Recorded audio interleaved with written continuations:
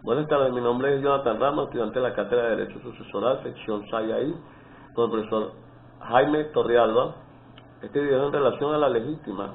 La legítima se encuentra establecida en el Código Civil en el artículo 883, el cual establece que la legítima es una cuota de la herencia que se debe en plena propiedad a los descendientes, a los ascendientes y al cónyuge sobreviviente que no esté separado legalmente de bienes, con arreglo a los artículos siguientes.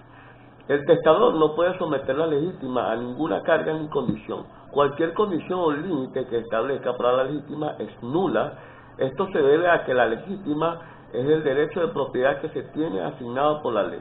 El artículo 884 del Código Civil explica que la legítima de cada descendiente o ascendiente legítimos o naturales y la cónyuge será la mitad de sus respectivos derechos en la sucesión intestada y concurren y son excluidos y representados según el orden y las reglas establecidas para dicha sucesión. El monto de la legítima será la mitad de la cuota hereditaria. Esta cuota parte que la ley reserva a tales personas se denomina cuota legítima. Luego de respetar esta porción, el testador puede disponer libremente del resto de sus bienes. Esta otra parte, sustraída de toda vinculación, se ha denominado cuota libre o cuota disponible. Nuestro Código Civil consagra la institución de la legítima al expresarse que la legítima es una cuota de la herencia que se debe en plena propiedad a los descendientes, a los ascendientes y al cónyuge sobreviviente que no esté separado legalmente de bienes. Y luego señala, el testador no puede someter la legítima a ninguna carga ni condición.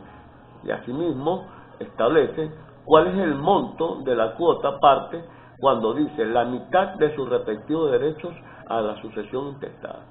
¿Quiénes son los herederos legitimarios?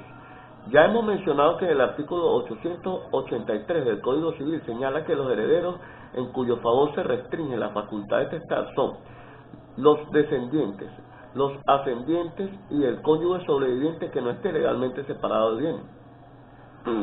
Se comprende bajo esta denominación en primer lugar a los hijos nacidos dentro o fuera del matrimonio.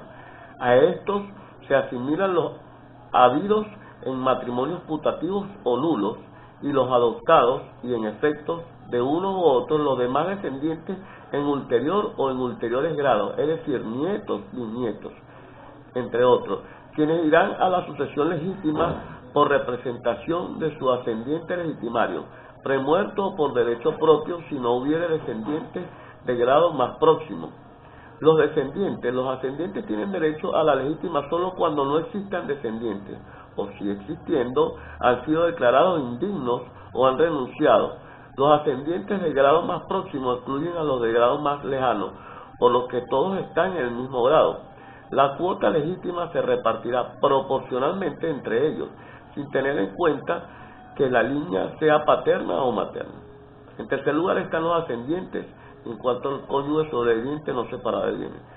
Requisito especial para que el cónyuge tenga derecho a la legítima es que no se encuentre separados de bienes, aunque lo esté solo en cuerpo. Así pues, decretar la separación por sentencia judicial, cualquiera que sea el fundamento de esta, cesará el derecho a percibir la legítima para el cónyuge sobreviviente.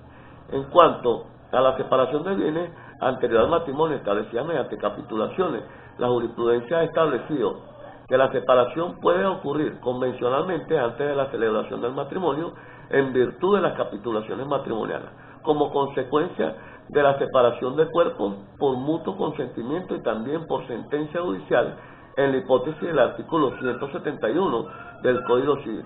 La expresión del contenido genético empleada por la ley al referirse al cónyuge no separado legalmente de bienes no permite distinciones entre cada una de estas especies de separaciones y por consiguiente de la separación de bienes provenientes de las capitulaciones. Y más adelante sigue, cuando los cónyuges han adoptado por celebrar capitulaciones matrimoniales, el legislador, atendiendo a la situación de independencia económica establecida entre ellos, ha querido mantener aquella independencia aún después de la muerte, permitiendo que los cónyuges dispongan por testamento de la totalidad de sus bienes recíprocamente, es decir, que no los obliga a conservar cuota alguna de los bienes de uno para beneficio del otro. Características de la legítima. Entre sus características La legítima es una cuota parte de la herencia que se debe, es plena propiedad de los legitimados. El testador no puede someter la legítima a ninguna carga ni condición. El derecho a la legítima no se pierde por voluntad del cuyus.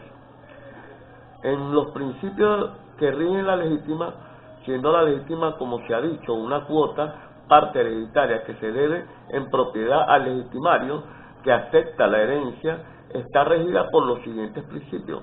El legitimario debe ser heredero y por ende tener la capacidad para suceder en el momento de la apertura de la sucesión, por lo que él no concebió el que haya nacido vivo o indigno para ese momento. No tendrán derecho a la legítima, salvo que este último caso el testador lo hubiere rehabilitado por acto auténtico.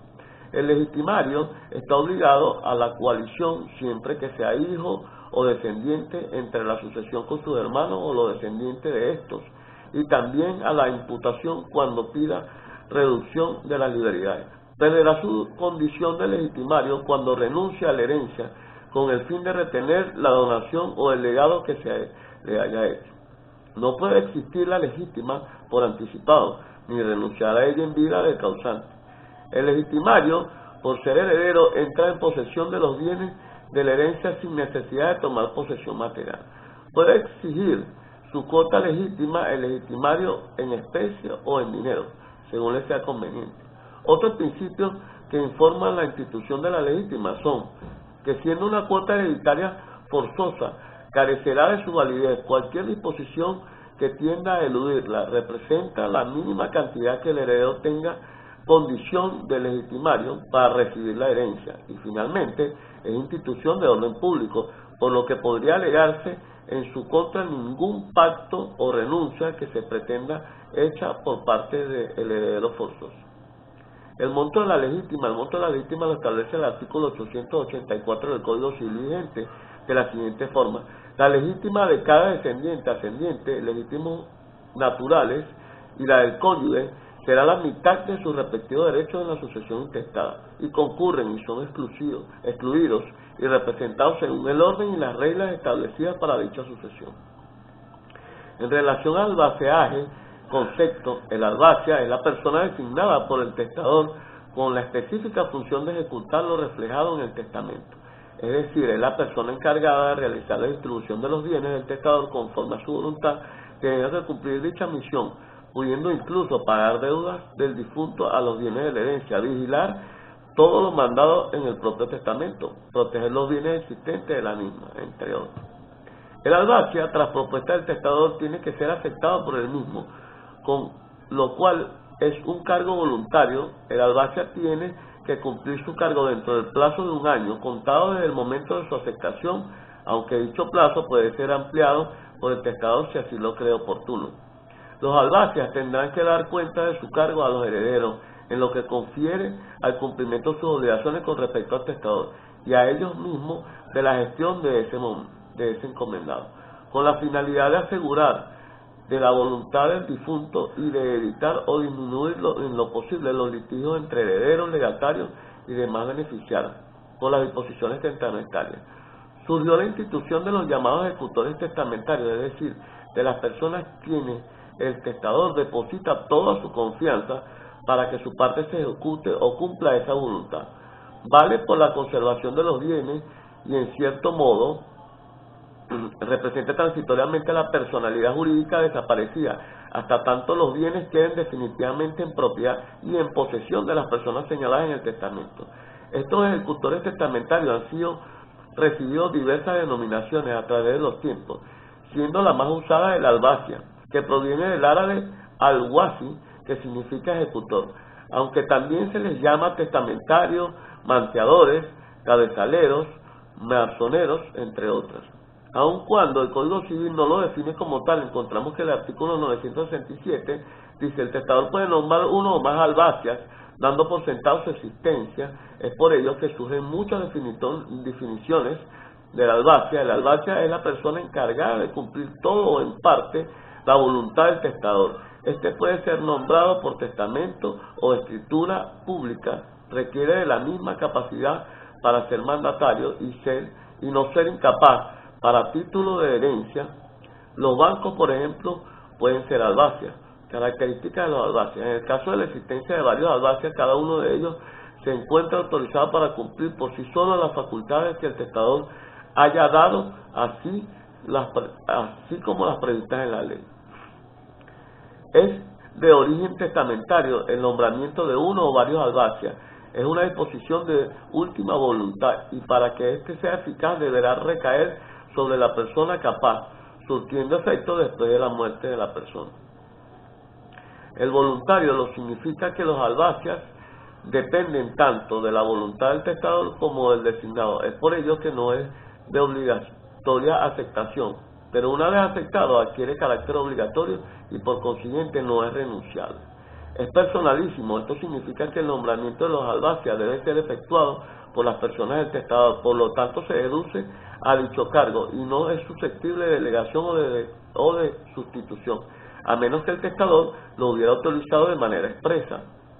Es temporal. Se dice que el albaceazgo posee tal carácter por cuanto no es permanente, ya que tienen por finalidad que el albacia cumpla, vigile y el fiel acatamiento de los legados y otras cargas testamentarias.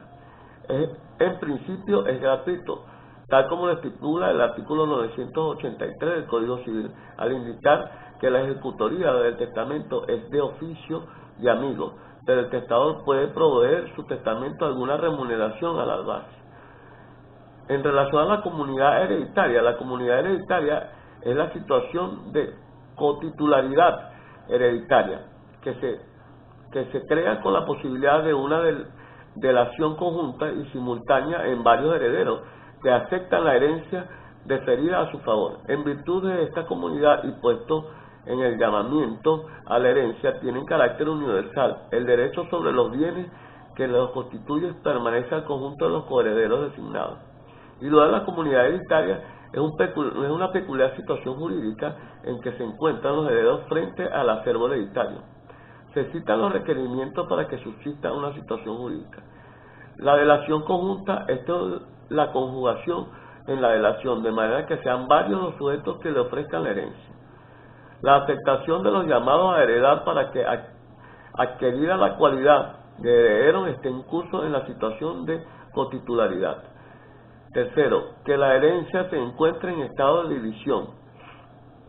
Respecto a los signos distintivos de situa doctrina, ser una comunidad de carácter transitorio al comenzar con la aceptación de la herencia y terminar con la partición y subsiguiente la adjudicación de los bienes concretos. Ser una comunidad de tipo universal al comprender los bienes. Ser una comunidad de tipo incidental, pues la aceptación de la herencia no supone convenio de comunidad entre los herederos y acepta la delación de la herencia única de manera que les cabe hacerlo.